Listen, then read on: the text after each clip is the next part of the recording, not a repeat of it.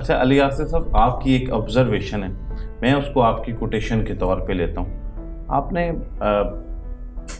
अभी एक recent interview में भी और उससे पहले भी मैंने आपसे सुना कि आपकी ज़िंदगी उन 5 लोगों का मजमूआ है जो आपके इर्द गिर्द हैं। ठीक, तो आप अपनी मर्जी के 5 लोग अपनी ज़िंदगी में लेके कैसे आए?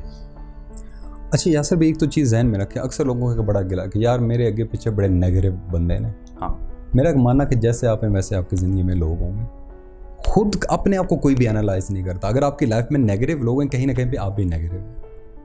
हम इल्ज़ाम तराशी तो बड़ी आसानी से करते हैं कि यार लोग मेरी ज़िंदगी में बड़ी बक बक करते हैं, अजीब सी बातें करते हैं, नेगेटिव फैलाते हैं। भाई अपना भी तो एहतसाब करो ना। मक्खियाँ किसके ऊपर आती हैं? नहीं, उमूमन लोग कहते हैं कि जी मेरे साथ धोखा हो गया, इसका मतलब है वो लोगों को धोखा देता है। धोखा नहीं देता होगा, लेकिन ऐसे लोगों को उसने खुद अपनी लाइफ के अंदर लेट इन किया होगा, खुद इजाज़त दी होगी। अब 5 लोगों से मुराद 5 दोस्त नहीं है, ये सबसे बड़ी बात है। 5 लोगों से मुराद 5 दोस्त नहीं है। 5 लोगों से मुराद है कोई भी 5 लोग हो सकते हैं। आपका माँ, आपका बाप, आपके बहन भाई, आपका टीचर, आपका कोई भी mentor, anybody can be that people. हम कहीं ना कहीं किसी न किसी बंदे के साथ बहुत ज़्यादा टाइम गुजारते हैं। अब अगर हम एक ऐसे बंदे के साथ टाइम गुजारते हैं जिसके अंदर लाइफ के अंदर कोई ड्राइव ही नहीं, वो आपको क्या ड्राइव देगा?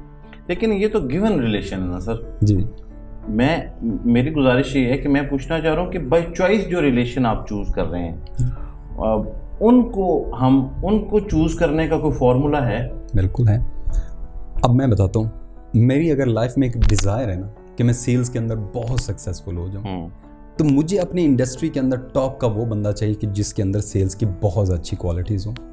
मैंने जब सबसे पहली जॉब की थी TCS के अंदर, अच्छा, तो मुझे बहुत ज़्यादा शौक था सेल्स का कि मैं सेल्स का गुरु बनना चाहता हूँ।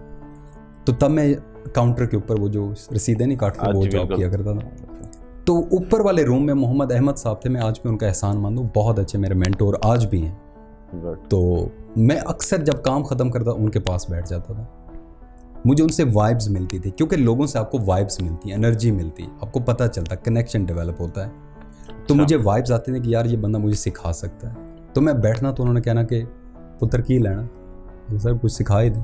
अच्छा जाओ, मेरे लिए वज़ू मैंने करना तो मेरे लिए जूते लेके आओ।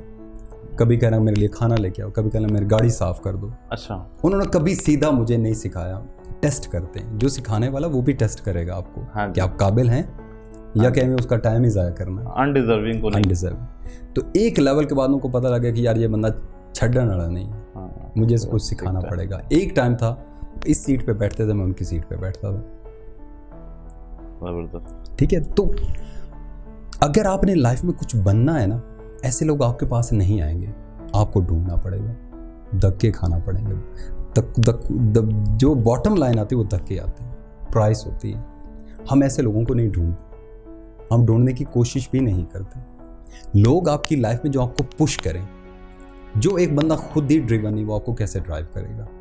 और मेरा एक और मानना है, तकरीबन 23 से 24 साल के बाद इंसान को अपनी एज के लोगों के साथ नहीं उठना बैठना चाहिए। ये मेरी observation, I could be wrong as well. अच्छा, क्योंकि उसके बाद दोस्तियां ख़त्म हो जाती हैं। अगर आप दोस्तियों के चक्कर में रहेंगे ना, तो आप लाइफ की एक ऐसे झमेलों में फंस जाएंगे जो कभी भी सेट नहीं होने वाले। यार तू मेरे लिए नहीं आया, तू मेरे लिए नहीं आया, तू उधर नहीं आया। अब आपको प्रैक्टिकल होना है। Your life is in a different direction all together. अब आप दोस्तियों को बर्डन नहीं उठा सकते।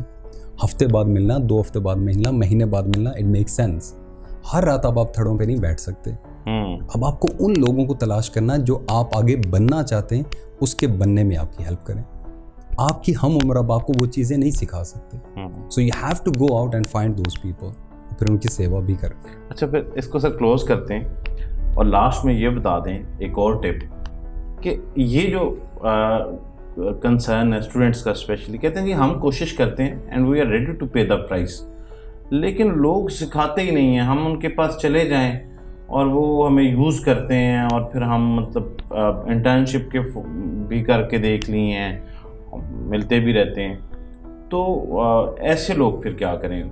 क्या वो गलती कर रहे होते हैं? और इसके साथ साथ ये भी वजाहत करते हैं कि क्या बुक्स और ऑनलाइन सेशन सब्स्टिट्यूट हैं इसका? क्या फिजिकल इंटरेक्शन अगर आपका नहीं हो रहा तो? बिल्कुल, ऑनलाइन आजकल YouTube सबसे बड़ा टीचर है। आप यूट्यूब के ऊपर बैठ जाए, आप दुनिया का कोई भी नॉलेज सीख सकते हैं, लेकिन एक चीज़ मिसिंग हुई, ह्यूमन टच। जो इंसान की वो पर्सनैलिटी वो दरमियान में मिसिंग होगी।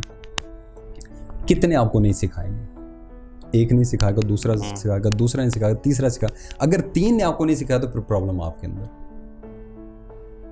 अच्छा, एग्जैक्टली हमारा मसला ये है, ब्लेम हम अपना बर्डन दूसरे के ऊपर बड़ा आसानी से शिफ्ट कर देते हैं कि जी ये मैं तो सही हूँ, ये बंदा नहीं ठीक। एक तो चले नहीं ठीक, दूसरा नहीं ठीक, तीसरा तो ठीक होगा।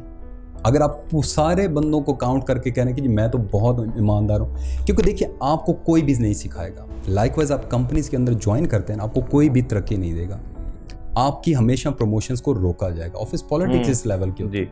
ये तो आपने डिसाइड करना कि अपने एटीट्यूड को कैसे शिफ्ट करना है, कि आप उन फड्डों से निकल के ऊपर जाएं। हमारा मसला कि हम फड्डों में फंस जाते हैं, लेकिन हम वो रास्ता नहीं तलाश करते जो यहाँ की बजाय यहाँ से निकल जाए। वो कहना कि चुप करके निकल जाओ, किसी को पता ही ना लगे। किस्मत पे कितना यकीन है सर?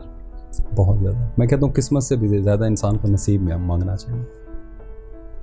ये अलग-अलग चीज़ें। बिल्कुल, नसीब बहुत बड़ी चीज़। अल्लाह सुब्हाना ताला से मैं कहता हूँ जब भी मांगना चाहिए, अल्लाह सुब्हाना ताला से एक ही दुआ मांगना चाहिए कि अल्लाह सुब्हाना ताला मेरा नसीब अच्छा कर दे। तो आपको क्या लगता है कि मेहनत करने वाले इंसान पे नसीब वाला इंसान जीत जाता है? बिल्कुल जीत जाता है। ज़बरदस्त जी। व्यूअर्स, आपका बहुत बहुत शुक्रिया। अली आसिफ साहब ने बड़ी मज़ेदार तरीके से हमें वो चीज़ें समझाई जो आजकल के नौजवानों के सवालात हैं। आप लोग सीखने की कोशिश में मसरूफ़ रहें, ऐसे लोगों को तलाश करते रहें जो आपके सवालों का जवाब दे दें, और आपके रोशन मुस्तकबिल की ज़मानत इन्हीं सवालों के जवाब के अंदर है। अली आसिफ साहब ने भी अपनी ज़िंदगी में बहुत ज़्यादा स्ट्रगल की, और इनके अल्फाज में वो तजर्बा छुपा है जो इन्होंने आपके साथ शेयर किया। आप भी इन्हीं की तरह मेहनत कीजिए और आगे बढ़िए। अपना ख्याल रखिएगा। अल्लाह हाफ़िज़।